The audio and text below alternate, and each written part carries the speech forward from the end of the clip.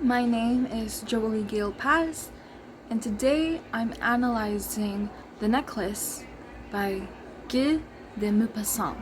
It was originally published on February 17th, 1884, on the French newspaper Le Gaulois. But first, a little background on the author, Guy de Maupassant. I hope I'm pronouncing that correctly. He was known as the master of the short story. The plot twist at the end of The Necklace was very representative of his style of storytelling. Since it was published on the newspaper Le Gaulois, wherein the famous story of the Phantom of the Opera was first serialized, I believe that this story's audience is for middle to upper class French people. The main character of the story is Mathilde Loisel. She was first described in the short story as one of those pretty and charming girls born. This story takes place in 19th century France. As the story suggests, women didn't really actually have rank at that time. At that time, all women had were their looks and their wit and their charm. And considering how she was beautiful, she thought that she deserved more than what her poor husband can offer her.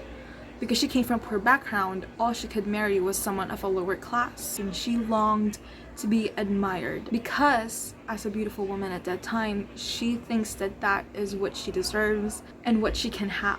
The next character is Monsieur Loisel. This is Mathilde's husband. He was a clerk in the Ministry of Education. He was not rich, but compared to Mathilde's longing for something more, he was satisfied with what he had. As her husband, he tried to make her happy by inviting her to a ball and giving up the 400 francs that he was supposed to use to buy a gun, go shooting in the next summer with his friends. He was the one to convince Mathilde to go to her rich friend, who we'll talk about later, and to borrow some jewels because Mathilde longed for some jewels other than a fancy dress because, she thought she deserved it. The next character is Mathilde's rich friend, Joan Forestier. Considering the fact that in the plot twist we find out that it was all fake, maybe the reason why she was so generous was because she knew that if something happened to it, they don't really have true value. So even though this seemed like an act of generosity, it was all fake. The story goes like this. So it starts by describing Mathilde and what a beautiful person she was and how she feels so unfortunate with her circumstances of being poor, despite the fact that her beauty could have attracted a better husband that could offer riches than what she has. So one night, her husband gives her an invitation to a ball. Instead of being happy as what the husband expected her to react, she begins to feel sad and cry because she had nothing to wear. And she said that there's nothing so humiliating as looking poor in the middle of rich women. She needed something to wear. Her husband, being the kind man that he is, gives up the money that he was supposed to use to buy a gun and gives it to his wife so that she could be able to buy a dress. But when the dress was made, she still wasn't satisfied because she didn't have jewelry. They couldn't afford to buy more. So her husband convinces her to go to her rich friend, Joan Forestier, and borrow some jewels. Mathilde goes to her friend and she willingly gives her a box, and when she opens it, it's filled with these enormous amounts of jewels. And she sees this necklace, puts it on. She falls in love with it. She loves the way that she looks with the necklace on. She feels just so beautiful, and that was the only thing that she asked of her friend. She wasn't gonna ask for any other jewels other than that necklace. The day of the ball comes and she feels so beautiful.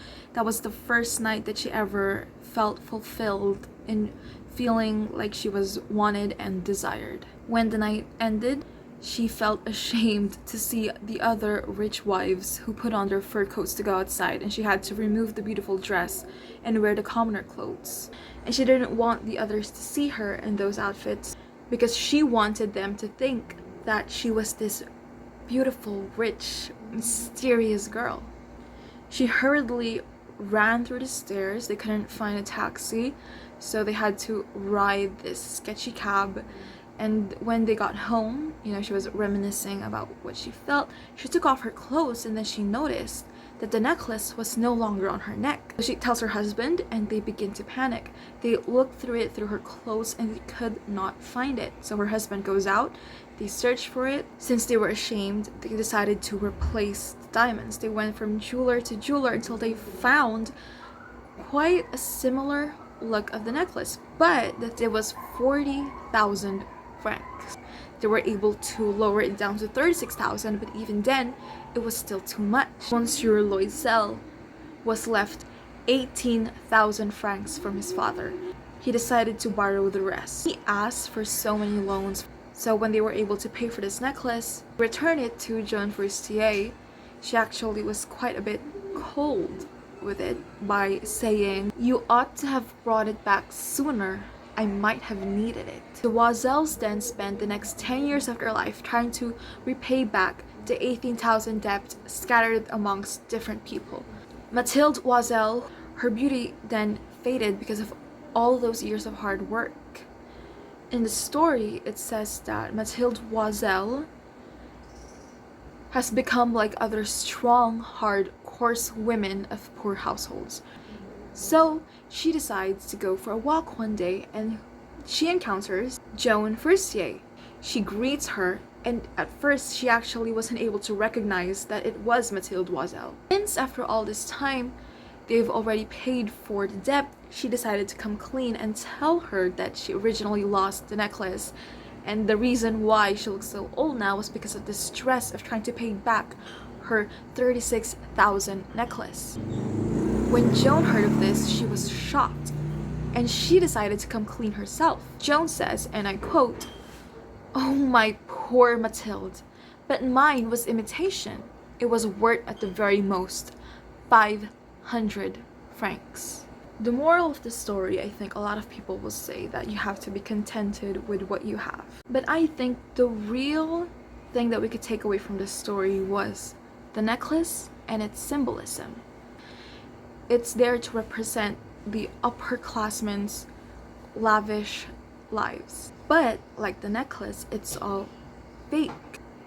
It's like as if it's all for show, but there's no real value. Because expensive, shiny things is not where the value is at. Mathilde Loisel should have realized that life was way, way more than just expensive items.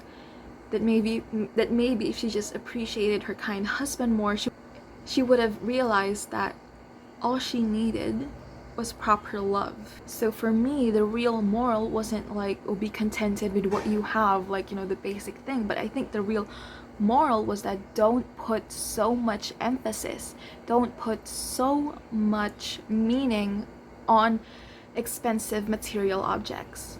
Because things that are, fake, it held more value for her because it made her feel beautiful. What you should look for more is happiness and love, companionship from others. She would have probably been happier if she just appreciated her husband, if she looked at the love rather than the material possessions that she could have had instead. Because at the end of the day, diamonds are given value by other humans and their price fluctuates, but love, time, and friendships, those are things that you can't really put a price on properly. And if she would have just stopped being materialistic, maybe if she aimed for happiness rather than material possessions, then she probably would have been happier. So, I don't think there was anything wrong with her being ambitious. Her ambitions were just not put in proper place. So if I could give just one main takeaway from this story, is that material objects are all for show, but they have no real value. Because no matter how much wealth you've accumulated, material wealth, at the end of the day, they don't really mean anything. What matters are the people.